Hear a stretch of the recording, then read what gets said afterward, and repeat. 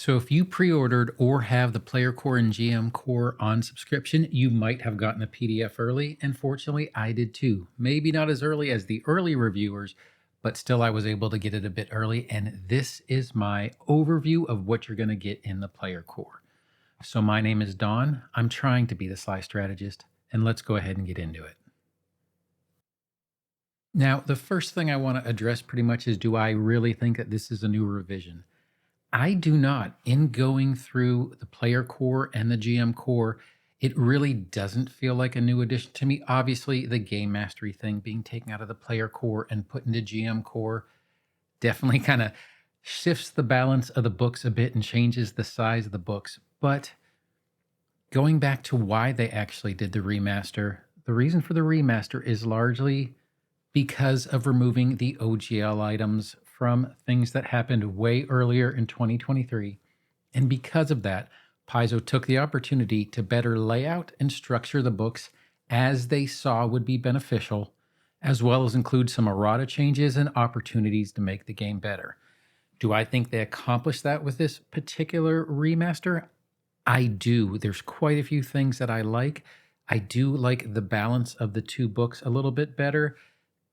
And there are definitely some things that really make the whole system seem to run a bunch better, a lot smoother, even down to the layout of the books. It makes it easier to see where you're going and what you're actually looking at. With that, let's talk a little bit about the book itself. Now, really quick, there's just a couple things that I'm not going to be covering in this book, like individual name changes, but this is going to be more of a broader topic of what you can expect to get out of this book if and when you purchase it. So what's really different? Well, the big thing to notice is that there are 176 fewer pages, and that is largely taken up by the removal of the game mastery section in the player handbook and moving that to GM Core. The treasure and magic item listings are also gone, and there is a smaller Lost Omen section that is moved to the introduction, and various other smaller, in size at least, things that affect the game, such as the removal of the magical school section. One thing I do want to say, and it's still there and it's actually quite a bit better, is the navigation sidebar is a little smaller type. However, it is much more detailed. And I'll kind of throw up a comparison here between the one in the player handbook and the one in the player core.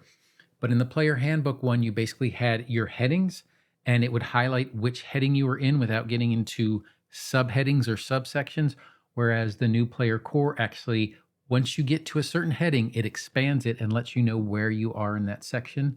It is really super helpful to know where you are and know that if you're looking for something specific, where you might want to go. Another thing to notice is the removal of many of the sidebars, and these sidebars are going to be replaced by inserts. And once again, I'm going to go ahead and put an example up here. However, it looks to be more space conscious, and it also accounts for some of the page reductions because these inserts definitely take up less space than a whole sidebar would. And in my personal opinion, it pretty much is that I did like the sidebars for separation and emphasis because there was a font change as well as a color change, but functionally, it really doesn't change how everything is laid out or how easy the information is to see. The things that are on the inserts are in a very much darker background. The text is easy to read, and I believe that the font size is actually a little bit bigger. You will still see sidebars in the ancestries and classes, and I'm going to show you Leshy right here so you can see that those sidebars that kind of give you the hit points as well as all your other things that are available to your classes or your ancestries are still there, but that's about it. The rest of them throughout the book have been replaced with inserts. Now, aside from these general book-wide changes, let's go ahead and kind of take this little overview by going over each and every section that's in the book. And for that, I'm going to go ahead and bring up the table of contents to both books and kind of let you see what has been taken out and what has been added. Now, we're only going to be covering the things that are in the player core and reference where you might find some of the old information in the new book. Now, the introduction, as you kind of read through it, it's pretty much the same. The big change here is that the Lost Omens and Religion section have been placed here as opposed to being in their own section.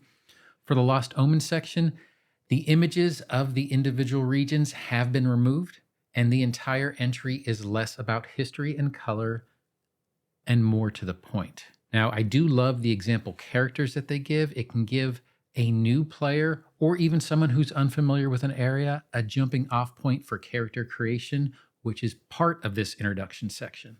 Now, this introduction is going to give you basically everything you need to get into character creation, and I'll be doing a new video on character creation within the remaster, although in truth, it's really not that much different. Now we'll go ahead and get into the Ancestries and Backgrounds sections.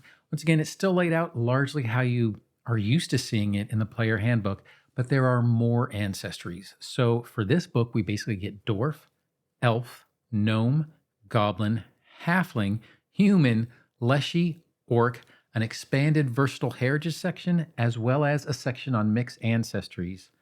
And that is also quite a bit more information than you got in the player handbook. The player handbook pretty much gave you dwarf, elf, gnome, goblin, halfling, and human. Now, the image that I'm showing is from the introduction section, and it kind of covers what everything is, as well as how you can go ahead and interpret these particular ancestries, what they might look like, how you could start developing your character. It really is a good way to show you how to begin to create it and gives you a general description of what they are. However, there is a cost sort of to getting more ancestries, and that would be in the next section, which is the classes and archetypes. So the cost is you get less classes. So the classes that are covered here are Bard, Cleric, Druid, Fighter, Ranger, Rogue, Witch, and Wizard. And you are losing the Alchemist, Barbarian, Champion, Monk, and Sorcerer. Now, this really might not seem like that big of a deal because, once again, you can use those classes from the player handbook until Player Core 2 comes out. And you can also look these things up on Archives of Nethys. So it's not necessarily that you're losing it. However, if you are a brand new player, then these are the classes that you are going to see, and these are going to be the classes that you are going to become most familiar with and think that you can use. If, let's say, you're at a totally new table with a new GM and new players in a friend group, and they're just kind of rolling up characters by taking this one book, that to them might seem like what the limits are. Because of the changes in the classes, the archetypes in the player core has also changed. The archetypes listed are the archetypes from the classes that are in the player core group. So once again, Bard, Cleric, Druid, Fighter, Ranger, Rogue, Witch, and Wizard. And just like I had with the Ancestries and Backgrounds, the image here is from the introduction section. Now let's go ahead and move on to the skills section. Now, I love the addition of the page numbering to the skills chart. Kind of showing it over here, you really can get to the information much quicker without having to go to the glossary and index or scrolling through in order to find the right skill in order to determine what particular action you wanted to do. It really does help you find the right things at the right time in a much easier way. Now, there are a couple of other things I feel I need to bring up here because these are some of the major changes, and I'll be doing this throughout this whole video. But the first one is that there is a big change to recall knowledge. Since it is so dependent on the skills section, I feel like I need to bring it up here. So recall knowledge allows you to suggest a skill versus the old verbiage, which was declare a skill, and that the GM can still use the most applicable skill regardless of what you say. In other words, the GM has discretion to, if you say, well, I want to use diplomacy, and the GM thinks that deception might be a better one, the GM can go ahead and apply deception.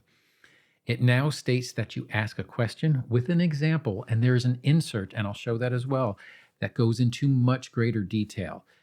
It can tell you what type of questions you can ask, how you might want to phrase them, what you might want to know if you don't have any idea of what you want to find out. But it gives both the player and the GM some guidance as to what they might be able to get out of recall knowledge. You can also now, by rule, collaborate with the game master to come up with a question and a skill.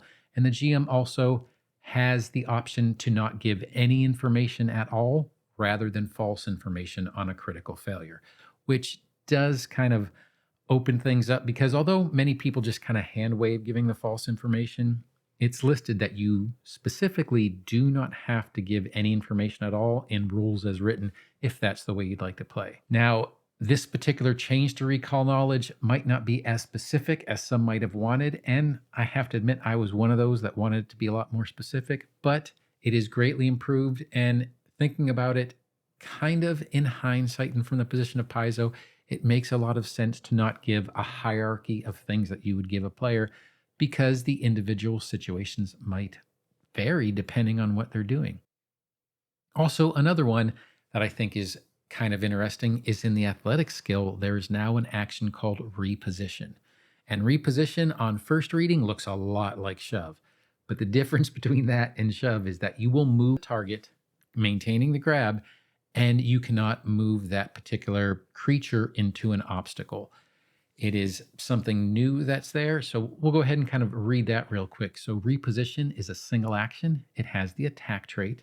The requirements are you either have at least one hand free or you're grabbing or restraining the target. So even if you don't have a hand free, as long as you are grabbing or restraining the target, you can still use this. And the target cannot be more than one size larger than you. Not that much different than shove. It says that you muscle a creature or object around. You attempt an athletics check against the target's fortitude DC. Once again, very similar to shove. On a critical success, you move the creature up to 10 feet. It must remain within your reach during this movement, so you can't, unlike a shove, push and have it move beyond your reach. Can't move it into or through obstacles. On a success, it's the same, except it's 5 feet. And on a critical failure, the target can move you up to 5 feet as though it successfully repositioned you. Now, one of the other big things I would like to mention in the skills section is that if you look at the crafting section, it is a bit easier now. They've changed it from a 4-day setup to only 2 days to set up and only 1 day if you have a formula. Formulas are not required for common items. They're only required for anything uncommon or above. And once again, if you do have that formula, even for a common item, your setup is only a single day. And it kind of gives players the option to spend less downtime, especially let's say you're playing a adventure that doesn't take place over years or something along those lines. Let's say if in game time it's only a few weeks, well, taking 4 days in order to even set up for your crafting kind of was a big hit to that and didn't make a lot of sense within the game. However, especially if there's a time constraint. However, this shortens that at least by half and could be up to a quarter. So I do really like the changes to the crafting. Moving on to feats. Now, this section is pretty much the same. There aren't a lot of additions or changes to this, but there is one, and it's an interesting one that I like-ish, but I really need to sit down and do a comparison between the different types, and I'll get to that in a second. What you get is you get a pet feat. So basically it reads, you have a pet, a tiny animal of a type you choose, such as a cat, bird, or rodent. It has the minion trait, meaning it gains 2 actions during your turn if you use the command an animal action to command it. It replaces the usual effects of command an animal, and you don't need to attempt a nature check. And a pet can't make strikes. Now this seems very similar to familiar. However, it does seem like a light version of a familiar with fewer abilities. And if you're looking at this ability list, you have no speech abilities or things along those lines. However, it is an easier feat to get without committing to a class that would have one, like a witch, or an archetype like a familiar master, or some other type of feat. Perhaps you get it from your ancestry or your background. But this is another way to get a light version of a familiar. And I can see it being used. I love familiars. I think they're a great addition to a character if it makes sense for the character, obviously. So you're getting this without actually having to commit to an archetype or something along those lines. Now, there are a couple things that are interesting is you can also get a new pet by retraining this feat during downtime. And kind of as I mentioned at the beginning here, I do think I'm going to try to do a comparison between an animal companion, a familiar, versus a pet. And that might make a pretty good video, actually. Now we're going to move on to the next section, which is equipment. Now there are 2 nice changes here that I can see straight off. So the first thing I want to show, and I'll go ahead and put this up on screen, is there is now kind of a codification of the class kits into the equipment kits for the classes in the player core. with the standard items that you would get, as well as some options that you might want to take a look at if you are one of the classes that is in the player core. I think it's super helpful to new players, as in truth, at least for me, it was the hardest section to have to deal with, is trying to figure out, well, what would my character use? What type of weapon would I use? What accessories would a cleric need? Would a fighter need? There are things that you might not think of, and this really helps with that.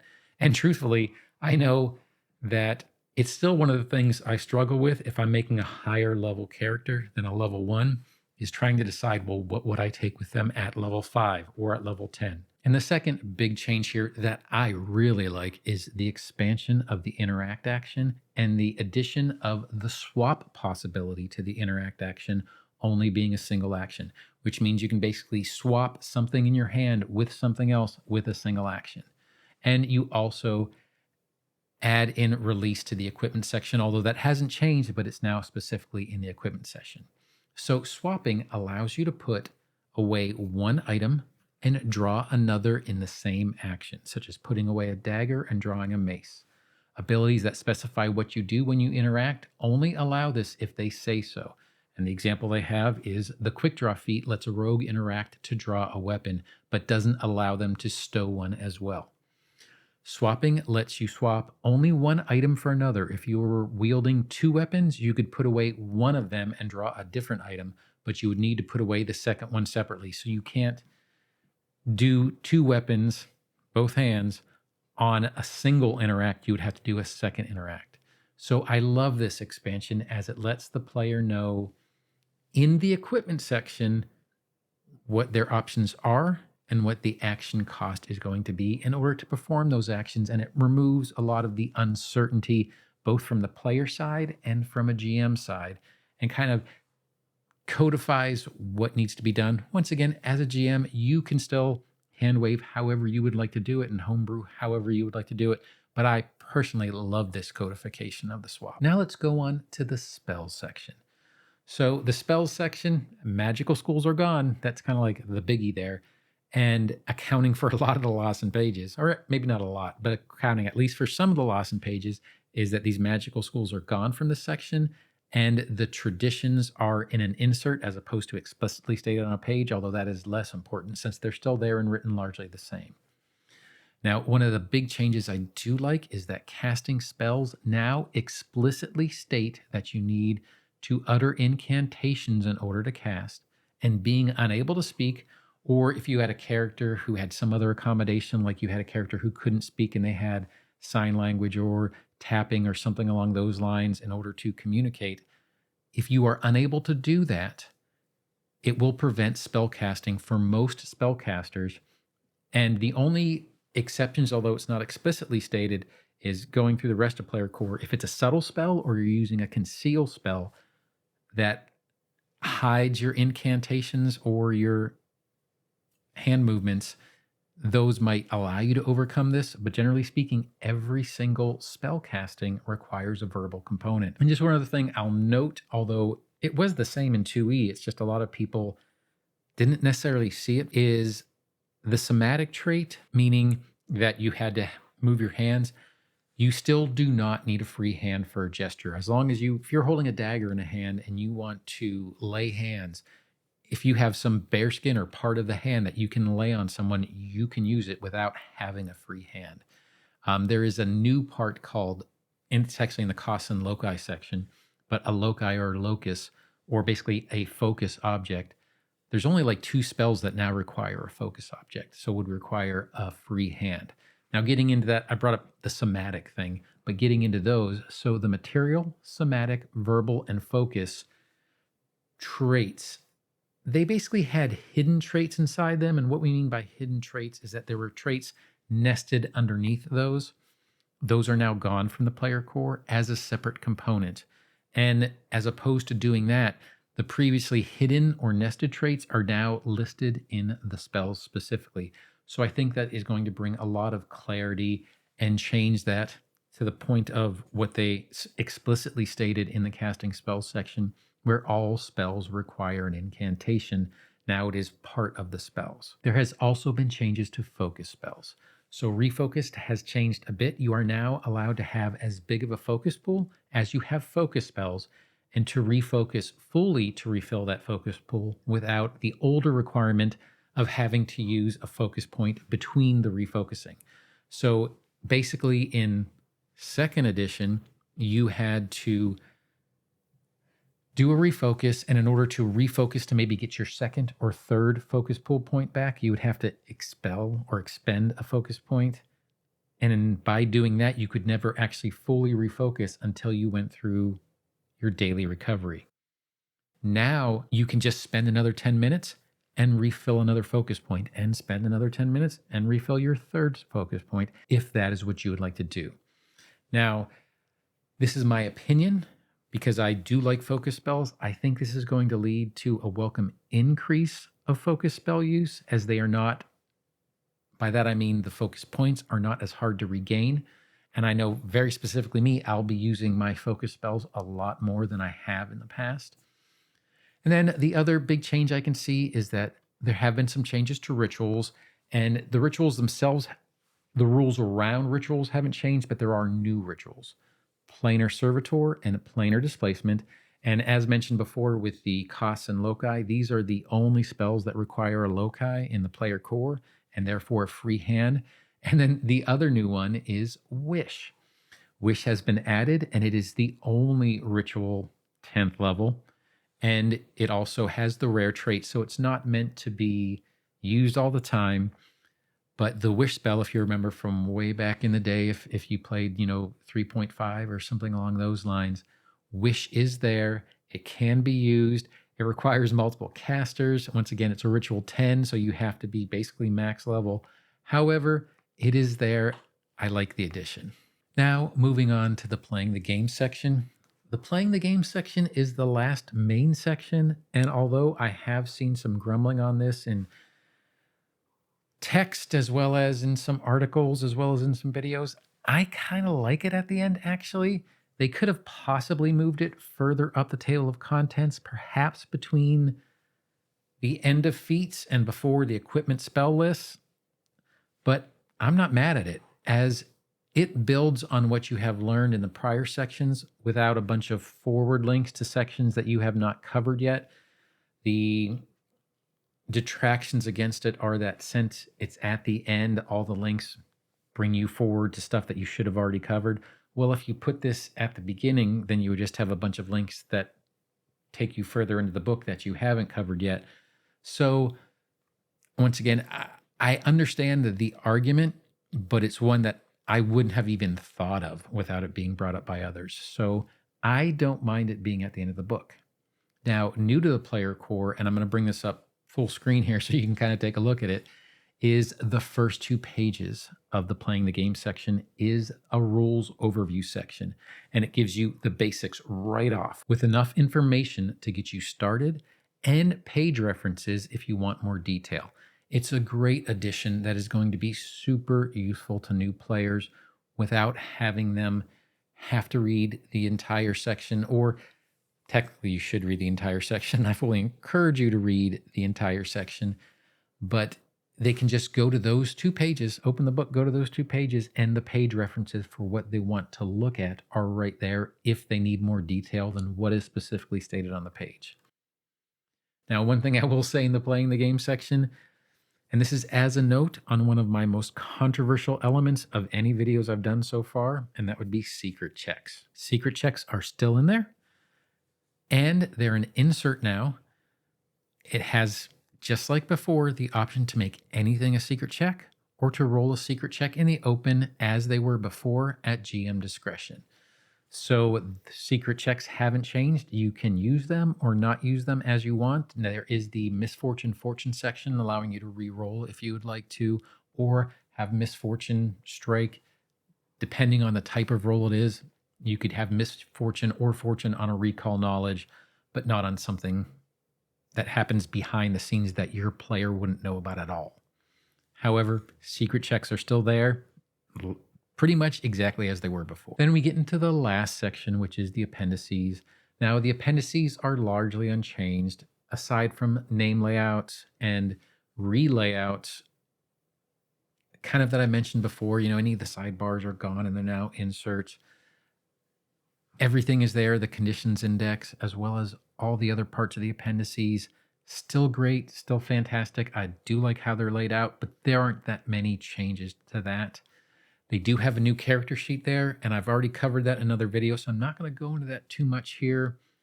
But I do like the new character sheet. I think it's a lot more open. I do understand that there's arguments for some people who kind of liked how contrasty the older sheet was as opposed to the new one being almost too clear.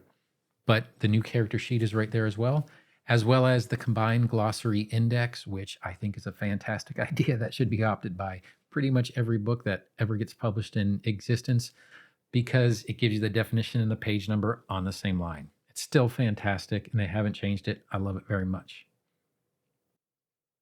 Now, that is my overview of the player core. Was it worth it? I think it was. The addition of the witch into the player core with all the changes and the wizards with the spell schools going away, I don't mind those at all. Those have been covered multiple times.